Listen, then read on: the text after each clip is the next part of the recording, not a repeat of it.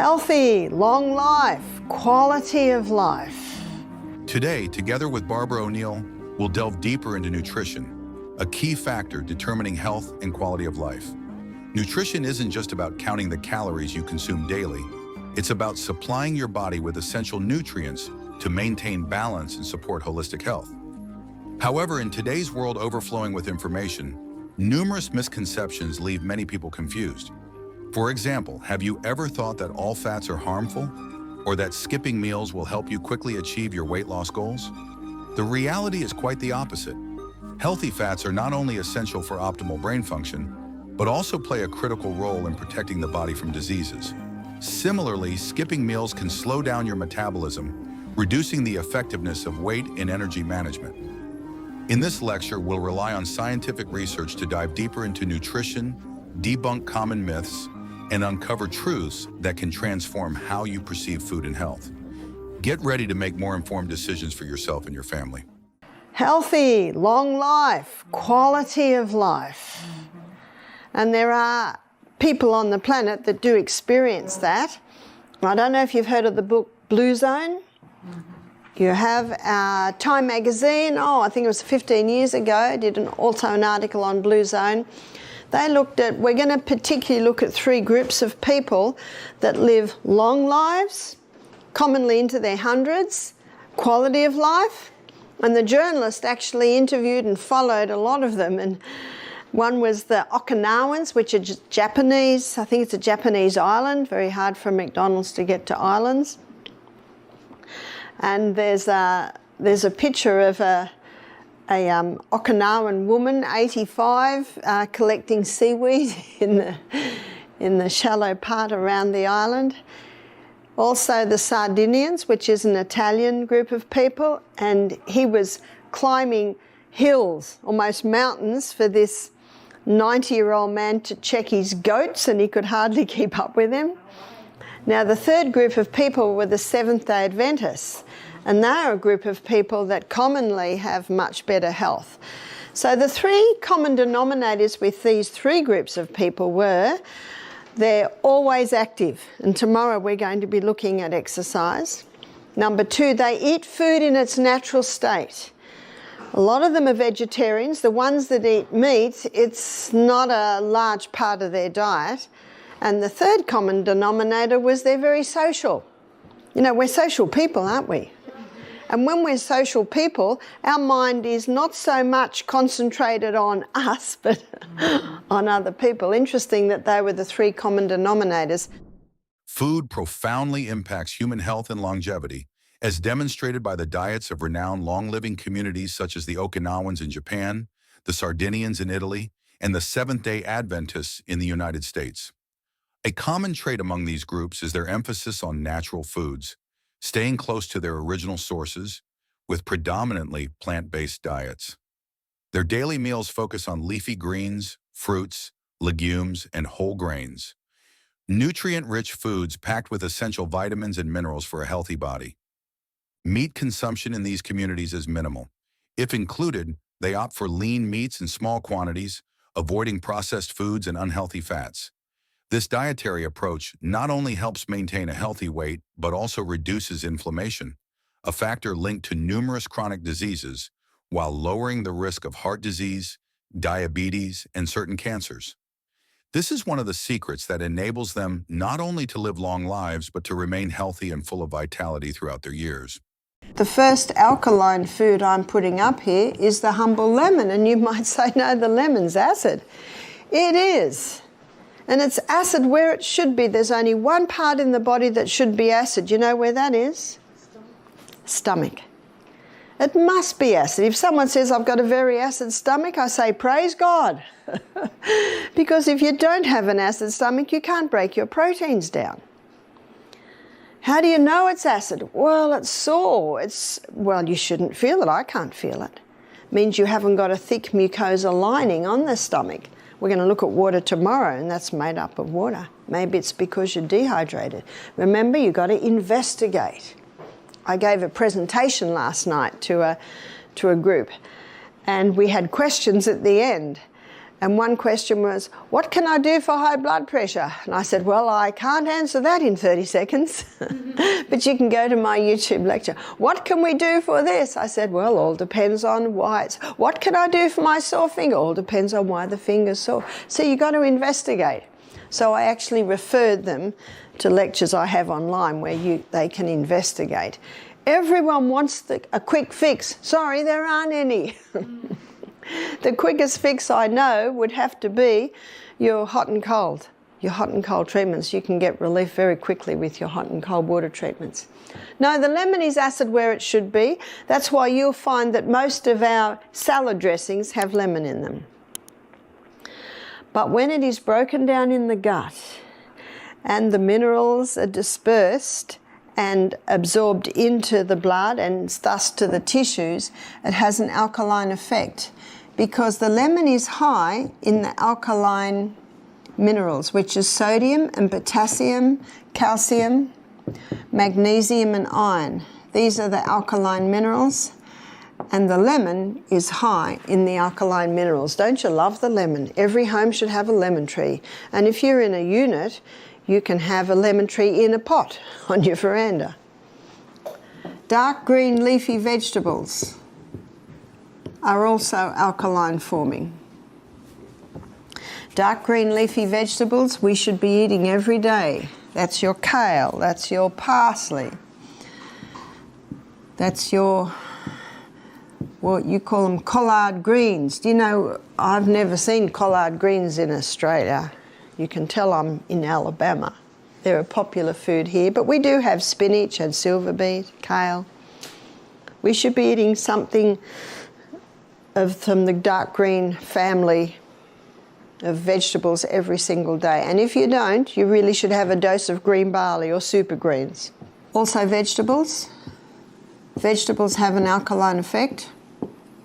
But there is a question mark with vegetables. I'm putting a question mark here because for some people these have an alkaline effect and sometimes an acid effect. There's the tomato and bell pepper, or in Australia we call that capsicum. Also eggplant, and some countries call this aubergine. And last is the potato. Now this is not the sweet potato. The sweet potato is actually not a potato. The sweet potato is a yam. I'm referring to the English potato or the Irish potato. This is the nightshade group of vegetables, and for some people they have an acid effect, and for some people they have an alkaline effect. Let me tell you what I have found with me. My mother died at 51, a cripple in a wheelchair with rheumatoid arthritis. I have strong inherited genes to that way.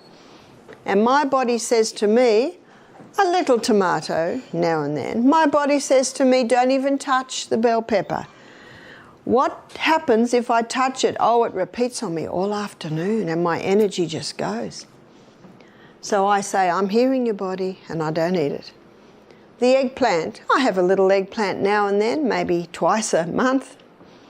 Potato, my husband's an Irishman. Potatoes must be in every main meal, so I have it probably most days. That's what my body tells me. I don't know what your body will tell you. Now, I could have 10 professors in front of me saying, this is ridiculous, Barbara. The bell pepper is a very good vegetable. It is high in antioxidants and vitamin C's. You should be eating it. Who am I going to listen to? I've got to live in this body. That's why the fine-tuning is yours. No man on the planet can tell you the fine-tuning. Only your body can.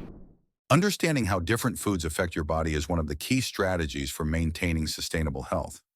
Each body is unique, so experimenting with your diet and paying attention to how your body reacts to various foods can help you discover what truly works for you. Keeping a journal of how you feel after each meal, for example, noting energy levels, digestion, or any discomfort, can be a valuable tool in fine-tuning your diet. Incorporating alkaline-rich foods such as dark leafy greens, spinach, kale, or alkaline fruits like lemons can help your body maintain a stable pH, promoting overall health. However, balance remains the most critical factor. For instance, while some vegetables like tomatoes or bell peppers may cause an acidic reaction in certain individuals, they are rich in essential nutrients and antioxidants that the body needs. The key is to determine the right proportions and food combinations that meet your specific needs, ensuring your body receives the best possible support to function efficiently and stay healthy. When you cook the tomato with an oil, and I think you'll agree with me, olive oil and tomatoes go very nice. They almost hand in hand together. And you look at Lebanese food, Italian food, there's a lot of tomato and olive oil cooking. When it's cooked with an oil, it releases a plant chemical called lycopene. Lycopene is from the fat-soluble family, and that's another reason why we should be eating a little oil with our meals, because it helps release the fat-soluble vitamins. Lycopene is a potent antioxidant, and it has the ability to reduce the inflammation of the prostate gland, so that's good news, isn't it? So every man over the age of 40 should be having a cooked tomato and olive oil dish maybe 3 or 4 times a week. That's not hard. Lovely base for your chickpeas, your tomatoes, it is tomatoes. For your, in fact, isn't that Mexican? Your kidney beans to have with your tacos, or your tacos, I think you call them. Adding olive oil to dishes not only enhances flavor, but also brings significant health benefits. One notable advantage is its ability to support the absorption of key nutrients like lycopene, a powerful antioxidant found in tomatoes. Lycopene not only helps reduce inflammation, but also plays an important role in improving heart health and protecting the body against heart-related conditions. Combining tomatoes and olive oil in your daily meals is a simple yet highly effective way to boost overall well-being. This pairing can easily be incorporated into many favorite dishes, from refreshing Mediterranean-style salads and flavorful pasta sauces to roasted vegetables. The rich, robust flavor of olive oil and the fresh taste of tomatoes make this duo a star in many cuisines worldwide. To make meals even more exciting, try getting creative by adding herbs and spices such as basil, garlic, or oregano. Not only will this elevate the taste, but it also allows you to enjoy a rich culinary journey while maintaining a healthy and nutritious diet. The 2 nuts are your almond and Brazil, and all your seeds have an alkaline effect. So what has an acid effect? Before we go there, there's one other, is fruit. Now I've got a question mark with fruit too. Why have I got a question mark? If someone has a yeast presence in their body and they're eating a lot of fruit, the sugar in the fruit will feed the yeast. And as the yeast feeds on the sugars in the fruit, it gives off acetic acid, it gives off lactic acid, it gives off uric acid. So it basically is feathering its nest. So when a person has a yeast presence and they're eating a lot of fruit, can you see that they are feeding the problem? And they're creating the environment of 5.5 where yeast loves to live. And alcohol is also given off.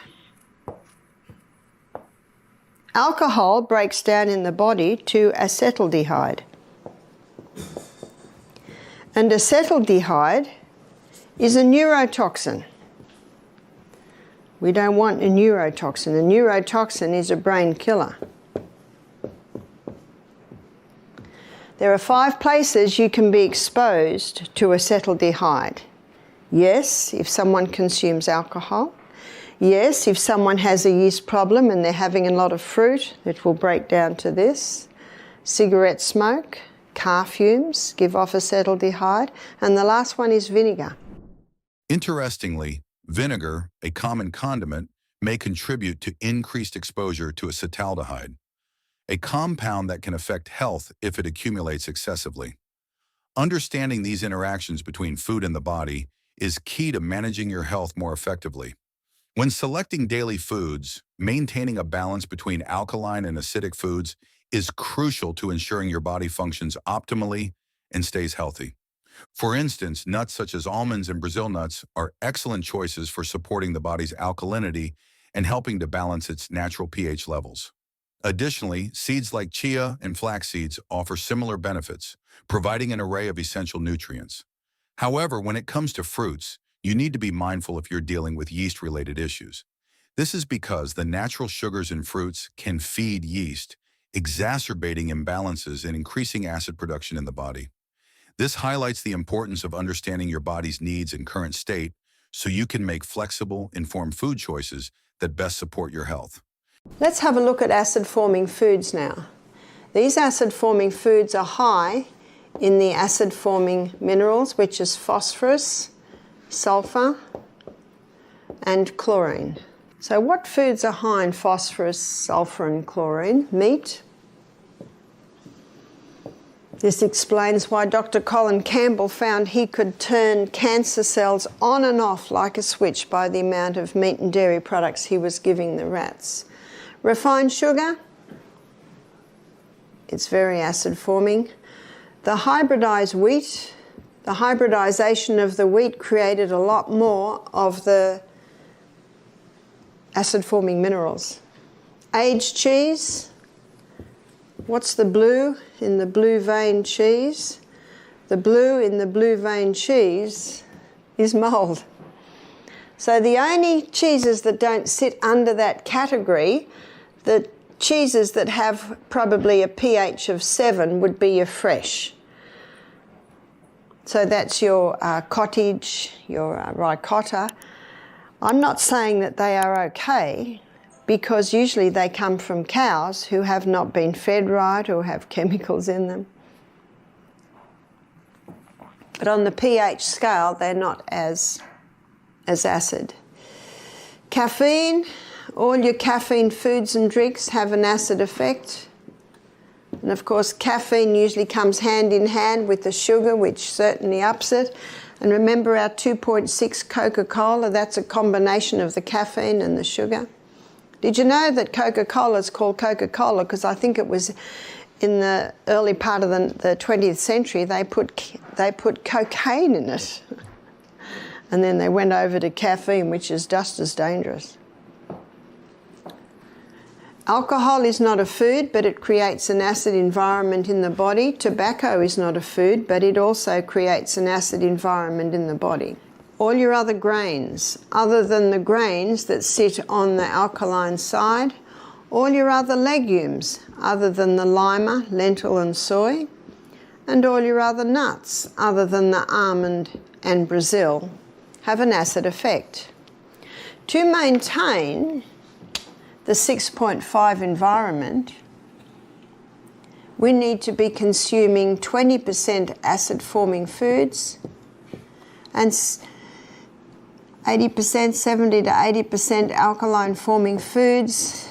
And I'm sure you're not surprised to hear me say that the 20% should come from this section here.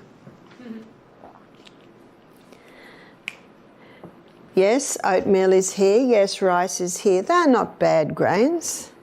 We need a little acid. Yes, your chickpeas are here, and your garbanzos, your chickpeas, your black-eyed beans, your kidney beans. They're not bad. Of course they're not bad. We need a little acid. It's when the whole meal is acid that tips the scales. How many Americans would be eating 90% acid, 10% alkaline? Is that true? No wonder cancer and heart disease are neck to neck for the #1 killers in the world today. Far more people die from alcohol-related diseases. Far more people die from tobacco-related diseases. And yet they're not banning tobacco or alcohol, are they? That's why the deaths to COVID fade into insignificance against all of these. Balance in diet is the key to maintaining health and preventing disease. Not all acid-forming foods are bad, but excessive consumption can disrupt the body's pH balance, paving the way for serious illnesses like cancer and heart disease. This deepens my awareness of the importance of incorporating alkaline foods, healthy options like leafy greens and fresh fruits, into daily meals. Imagine this. With just a small change in your meal plan, you can not only improve your current health, but also invest in the future well-being of yourself and your loved ones. Isn't that a meaningful and loving act? Your life deserves better, and you can start today simply by making wise food choices. Thank you for taking the time to explore the importance of nutrition and debunk common myths about food with me. I hope the information in this video brings practical value and boosts your confidence in choosing the best foods to support your health and lifestyle. If you found this video helpful, don't hesitate to like and subscribe to the channel to join me on this journey of exploring health and healthy living. Remember to turn on notifications so you won't miss any of the exciting and valuable content coming your way. Wishing you lots of joy and good health, and I'll see you in the next videos.